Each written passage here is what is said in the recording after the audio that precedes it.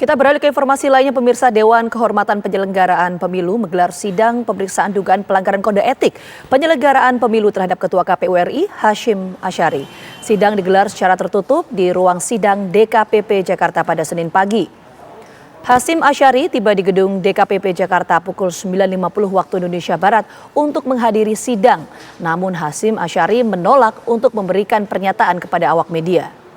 Pemeriksaan terhadap Ketua KPU RI Hasyim Asyari dilakukan terkait dua perkara yang berkaitan.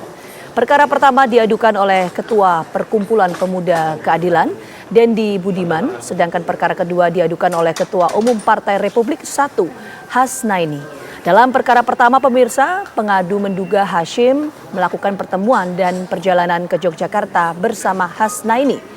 Dalam perkara kedua, pengadu menduga Hasyim melakukan pelecehan seksual. Sidang dilakukan secara tertutup karena berkaitan dengan tindak asusila.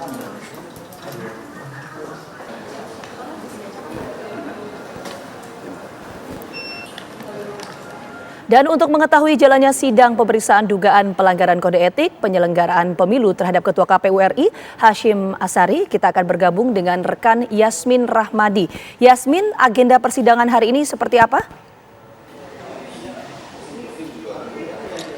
Ya, selamat siang Gina, Vita dan juga pemirsa. Benar sekali bahwa Dewan Kehormatan Penyelenggaraan Pemilu ataupun DKPP RI hari ini menggelar sidang atas kasus dugaan kode etik penyelenggaraan pemilu terhadap Ketua KPU RI Hasyim Asyari, di mana tadi sidang dimulai pada pukul 10 pagi waktu Indonesia Barat dan dilakukan secara tertutup.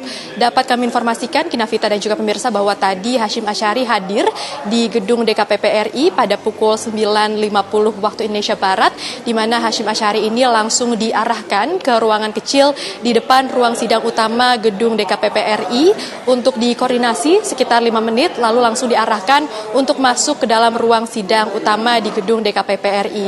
Dan tadi pun Hasyim Asyari ini masih belum bersedia untuk memberikan statement ataupun pernyataan kepada awak media, sehingga kami akan terus menunggu apakah nanti seusai digelarnya sidang Hasyim Asyari ini akan bersedia untuk memberikan pernyataan kepada awak media. Nah, jika ditanya pada pukul berapa nantinya sidang ini akan selesai, memang kami awak media belum mendapatkan informasi resmi, namun biasanya sidang di gedung DKPP RI ini berlangsung sekitar 2-3 jam. Yang sudah diketahui pasti, Gina, Vita dan juga pemirsa, memang sidang hari ini digelar atas dua perkara, yang mana perkara pertama ini merupakan perkara nomor 35 PKE DKPP 2 2023 yang diadukan oleh Ketua Perkumpulan Pemuda Keadilan Dendi Budiman. Lalu yang kedua ini adalah nomor 39 PKE DKPP 2 2023 yang diadukan oleh Ketua Umum Partai Republik I, Hasnaini. Nah, dalam perkara pertama, memang Hasyim Asyari ini diduga melakukan pertemuan dan juga perjalanan ke Yogyakarta dengan Hasnaini, sementara dalam perkara kedua ini diduga bahwa Hasyim Asyari ini melakukan pelecehan seksual dan juga ancaman terhadap Hasnaini.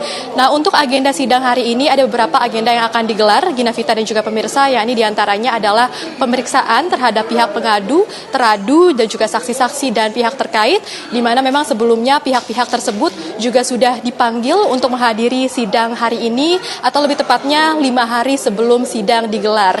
Tadi pun dapat kami konfirmasi, Gina, Vita dan juga pemirsa, bahwa sejumlah pihak sudah hadir untuk menghadapi sidang hari ini, yakni diantaranya adalah Dendi Budiman dari Pemuda Keadilan, lalu ada juga dari tim kuasa hukum Hasnaini, ini diantaranya ada Ihsan Primanegara, ada pula atas nama M. Andrian Saifuddin, serta ada pula M. Afif Kurniawan.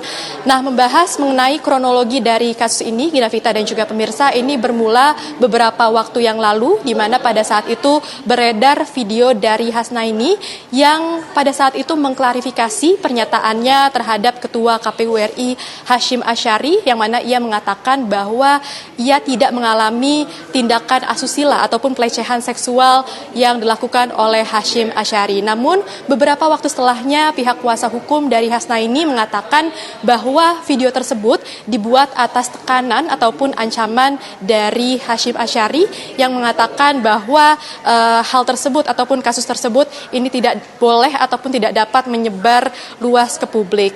Dan setelah itu pun pihak kuasa hukum dari Hasnaini ini sempat melayangkan somasi kepada pihak Hashim Asyari beberapa kali, namun pada awalnya somasi tersebut diabaikan.